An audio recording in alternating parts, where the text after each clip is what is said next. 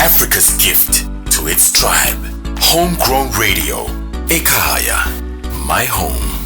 The Blockchain Africa Conference 2023, and we are joined in our podcast by the amazing John Kamara. We are hosted by Homegrown Radio on the Learn Crypto Africa platform. We're excited to have you and thank you for joining us. How are you? I'm good. Thanks for having me.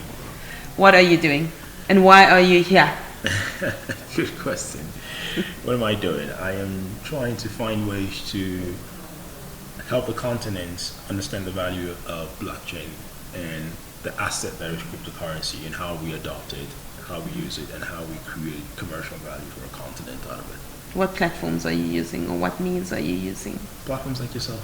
Right? Yeah. And do you have a base? Do you have a place where we can find you and hear your story? So I work with a team of people at the Africa Blockchain Center, ABC. We're based out of Nairobi, here in South Africa, Nigeria, Zambia, and Tanzania. And also work with one of the founders for Adanian Lab, the venture building technology studio. Yes. Again, based in all those countries as well too. So. And your entity is called Adanian Lab. Yeah, Adanian Lab, and also the African Blockchain Center. It's a very interesting name for a blockchain technology, a laboratory, where you're churning out ideas. An ideas churner. Brilliant. So which part of blockchain are you working with? I know there's various aspects of supply chain management, medical, fintech. Where are you? I think, first is the concept of the technology that I'm focused on. Right. Sector is really, doesn't matter, it's agnostic. The opportunity that it presents across multiple industries is already there, but it's first to understand the concept of the technology, to agree to it, to adopt it, and then we can, we can deploy it across or implement it across multiple sectors. So I'm sector agnostic. Right. The sector is not very relevant for me. It's the understanding of the technology and the power of it. Right. That is probably my sector. Do you also build on the blockchain, or do you build the blockchain? Do you have a blockchain that you're working with? So we basically build on multiple chains, from Cardano to Algorand, different platforms. Put out layer 1 protocols. Right. We work with different layer 1 protocol partners, and we also on a mission at the Africa Blockchain Center to look at how do we build an exponential. How do we build an exponential layer 1 protocol for Africa? Okay. I'm going to ask that we just lean in more into our cameras, into our mic. Thank you so much. So it's there's a big buzz at the moment, and it's by OpenAI and Lambda. How are you playing in that space? What would you say is your involvement in AI and creating awareness around it? I think Web3 is the new atmosphere of reality. And if you think about AI as well, so I run the AI Center of Excellence in Nairobi, and I champion advocacy around inclusive AI. I just came from Cannes at the World AI Festival, where you had the global leaders of AI talking about, not just machine learning, but deep learning and real artificial intelligence. Right. So, but to do those things, you must remember these countries for years have been investing in capacity development. So you can't really, yes, you can talk about it, you can use it, but you can't really understand anything if you don't develop it. Absolutely. So, my goal, my objective is how do we create inclusive AI if we don't have the capacity to develop it? Right. So again, it's such an important thing that you're talking about, because especially for this continent, if AI is saying that they take all information and they collate it and insert it into the AI system and disseminate it through the bots, what kind of information? Because a lot of stuff that is tech-based is usually Western-based, Western world-based. And we stand a chance of losing total cultures and traditions by the mere fact that we have not developed or haven't contributed information into the technology. So what do you say? What you're saying right now really is a a soft spot or a delicate spot for us where we stand as Africans. I worry about our input into the technology. We should, because our kids are consuming these things. Absolutely. And as they consume it, they have a whole new thought process about their culture, their lifestyle, things they do, because they've lost the connection to us because we don't build anything. Right. And we talk about fourth industrial revolution, right? Yes. Fire everywhere, but what is fire? Yeah. So it is the new revolution of new technologies, so blockchain, AI, software development. But ultimately, if you look at Web 2, the protocols that run Web 2, we don't own any of it. We don't own Google, none. We use it, and it's fine. But now Web 3 is happening. We're still in this continental inertia of just not taking the bold step to R&D, give value to our young people, and then be able to say, let's go build things that also tell our own value, tell our story, solve our own problems, and we still work with everyone in the world. And that's why I gave the example yourself, India. There's just one country. It's not 54 countries, but they build now. They're in control because they figured out how to take control back and then sit on the table with the rest of the world from an equality perspective. Yes. So we're consistently sitting from disadvantage because we're always consuming and then asking to, and the thing a lot is we talk about human capacity. Yes. We have human capital in Africa. Yes, youth, a lot of it. What are the metric and the accuracy value of the quality of the youth that we have? The quality of your human capital, especially in societies where you lack infrastructure, determines the quality of the society you're going to create, because then you can actually transform the quality of that human capital to a service society where you then take and provide service for everybody else. So if that's what you have, human capital, what is the quality? We are, in my view, our human quality capital is very weak. Yes. So I always say that once you're in the know about something, you have the burden of disseminating that knowledge, and which I think that you've taken on that burden. Is your entity developing products? Are you developing and inputting into the technology? Oh yeah, no, we're building solutions. I mean, Adanian, as a venture builder, we've built supported over 40 different startups. We are building our own SaaS platform, Adanian one for micro SMEs, which will compete with anyone in the world. And we saw what Zoho did, so we said, okay, why can't we build a SaaS platform for micro SMEs that's powered by AI and also blockchain? And MSMEs and villages can now be on the blockchain without knowing it. And just so we're building, but that's not enough. Right. And I don't think any one person can do this work by themselves. It requires government, private sector, Africans in diaspora, people like you and me, but it requires a collective effort.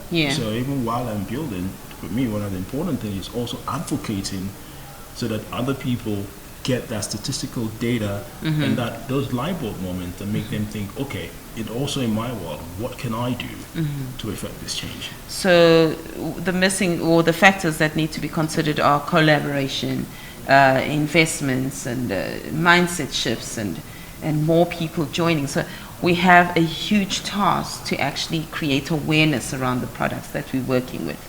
I mean, mindset shift is the most important one, not even investment. And because if you shift mindset, you shift your investment thesis. If you shift mindset, you shift how you do things. If you shift mindset, you shift the fact that you will take more risk as a continent. If you shift mindset, you shift how you look at the opportunity landscape. So the mindset, the colossal mindset shift means you shift the inertia that we're in. We're in a state of inertia where we're consistently deliberating. We're having board meetings non-stop. We're deciding, God, it's a policy graveyard, this continent. Pretty much policy, inertias, so people are, spending so much money discussing a problem. So frustrating. It's a we've got to a stage where we should be, we're a startup. I mean, using again the words of this Indian guy, we should consider ourselves as a startup continent. Yes. In the form of the new civilization that we're in. Wow. So that then that way we can do things quick and fast, because our youth are growing fast. And the advantage and disadvantage is that we're now in a connected world, so they can see what everyone is doing. Right. So you can't stop that happening. Yes. It's like climate change. You can't stop stuff that's happening, but you can mitigate it. Yes. So here, our youths already seeing the global world. So you're giving them hope, but there's nowhere to execute that hope. I think we need to go onto Twitter Spaces and go onto TikToks and just have these conversations, bring in as many people as we possibly can into the spaces to just get the understanding first of all. Because I remember when I went into the crypto world, and before I started mining and investing in Bitcoin, I totally immersed myself into a lot of information. A lot of it was useless, and a lot of it was good.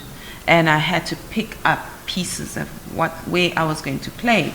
And because of that, immersing myself in the information, I then found myself with some sort of informed knowledge so that I can make decisions around the space.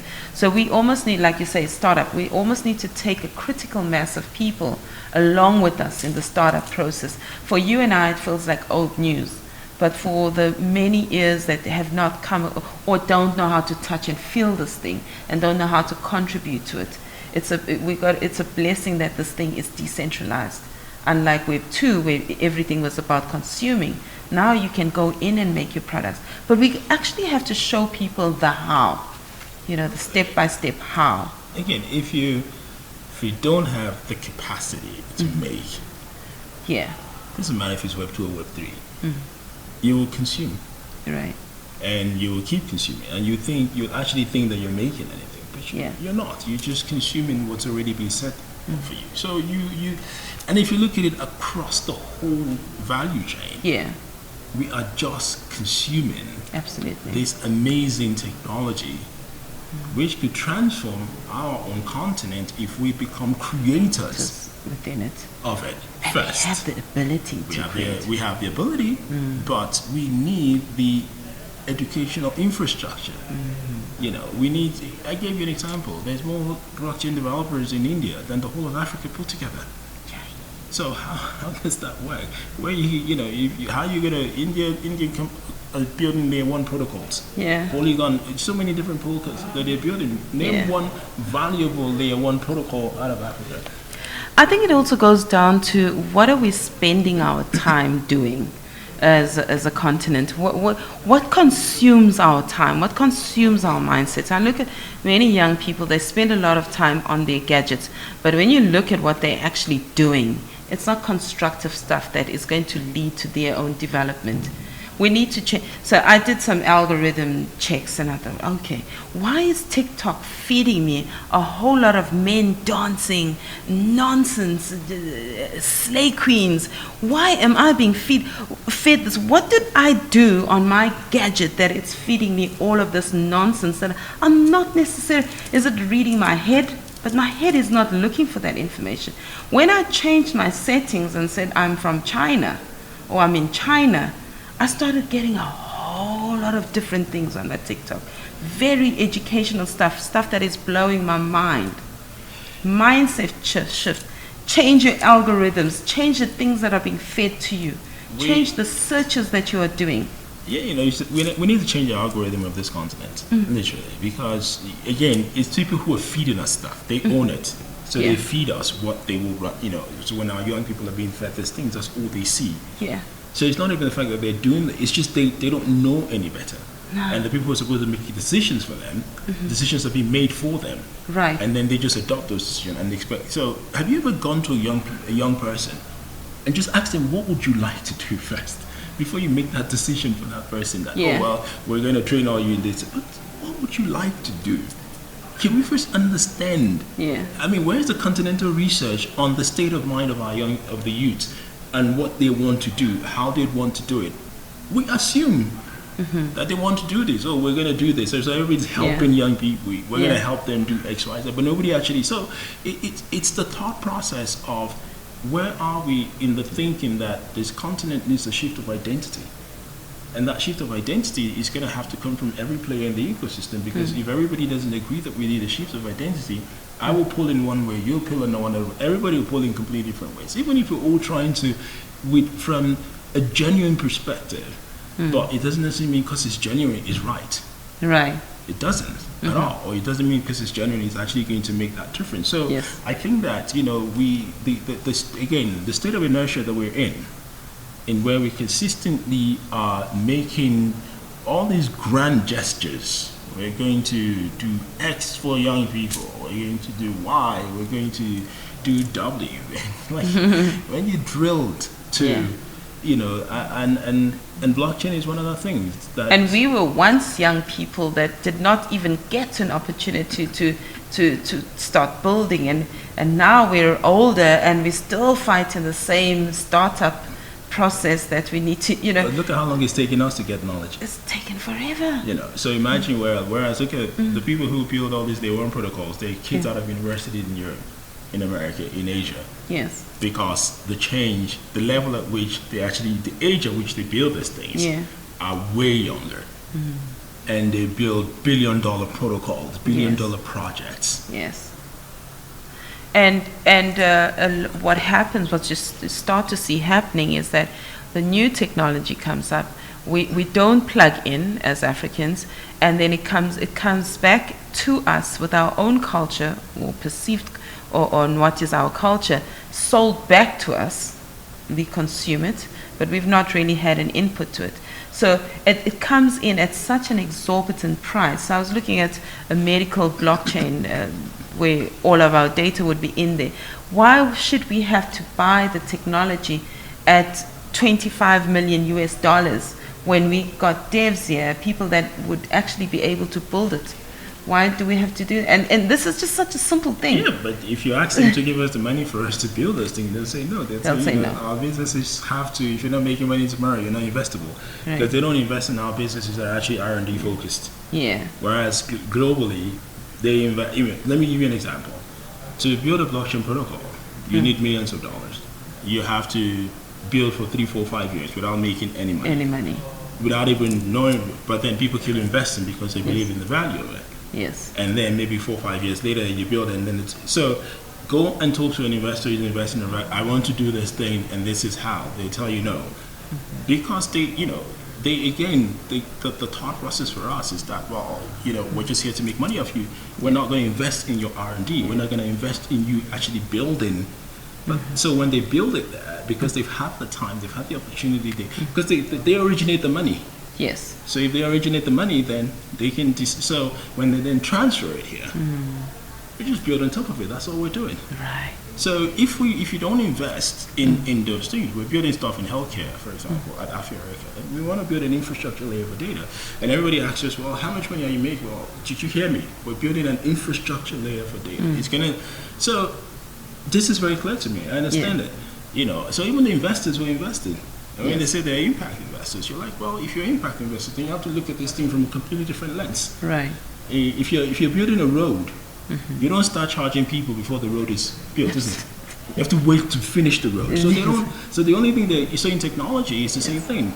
If you don't build infrastructures, right, you can't not own. Absolutely. So I'm going to challenge us. I'm going to challenge us to get onto some Twitter spaces. We'll do some of the groundwork. We will invite corporates into our Twitter spaces. We'll invite graduates. We'll invite youngsters, devs, people in the technology. And we'll start by enlightening. And we will also educate the corporates, the people that have the money. So I was actually saying sometimes the decision makers don't understand the problem, and yet they have the means to solving that problem. So we need to help the decision makers understand the problem so that they can help us. Absolutely. Right? I think it's a place to start. It's a pragmatic place to start. No, so since you're saying that, I'll connect you with our team. So we're actually working on a blockchain for leaders project across Africa. We want to bring leaders into the room, and I think there could be a strong combination rather than everybody doing their own thing. Yes. We connect together to do this one thing where we all create value for ourselves. Yes. So, that's one of the things that we've decided to do. Let's bring leaders into a room. Yes. And then let's just talk to them from conversations, not technology. Yes. Conversations they can understand, and also show them where this continent is going and what they have to do if they don't invest in these things and what's going to happen. And we're working on that, so I'll connect you to our team that's doing that. And we're also working on a project called Nodo, which is pretty much, so we've been one of the platforms I'm co-founding. So again, I'll connect you. What we try to do is see how we can actually disseminate all this messaging to people around the continent around blockchain. So what the work you're doing, I think, could be extremely powerful with the Nodo team as well, to say, okay, how do we create a lot more information highway together, because it's the only continent we have. It is, and it is such a sacred place, and we need to take care of it. And once you've seen the light, you won't be able to sleep. I mean, the burden of change is on your shoulders. What's interesting is they don't say Mother Europe or Mother America; they say Mother Africa. Well, think about that. Yeah, it's such a loaded situation that we're sitting with, and once you realize the things that need to be done, it starts bothering you. It starts bothering you. You start walking around like a crazy person. Goes, what are you doing on your phone? What are you doing? Let's fix this. Let's fix that. You start walking around like a crazy person because the voices in your head are telling you that we're not doing enough and time is moving, and. We also give away too much for too little. Let's start finding out how we can actually get value, to fix the parity of value between us and the West. We need to fix that. We need to start with that. This has been Homegrown Radio on the Blockchain Africa Conference 2023, and it's myself, Desiree Ndong, sitting with John Kamara and Learn Crypto Africa, and we're talking how can we change the mindset of how we do things as a nation, as a people in this continent, and be less of the consumer of the emerging things and a creator, more of a creator of what is happening around us and the betterment of our continent. There's a lot of work to be done, and we are just putting down a pact here now and saying we're going to collaborate, we're going to find the sweet spots for collaboration and work on how to increase the knowledge and awareness around all the beautiful things that we can do within the blockchain space. But most importantly, when we've done that, we also want to increase the capital assistance from various corporates and governments so that we can be enabled to do the things that we want to do to change our continent for the better. It sounds like big talk, dreamy talk, but it is very real. It starts with the mindset shift, John. Absolutely. And yes. I'm committed to working with you and your team. And I'm committed to working with you as well. Thank you, and all of the best, my brother. Thank you, Desiree. Africa's gift to its tribe. Homegrown Radio. Ekaya. My home.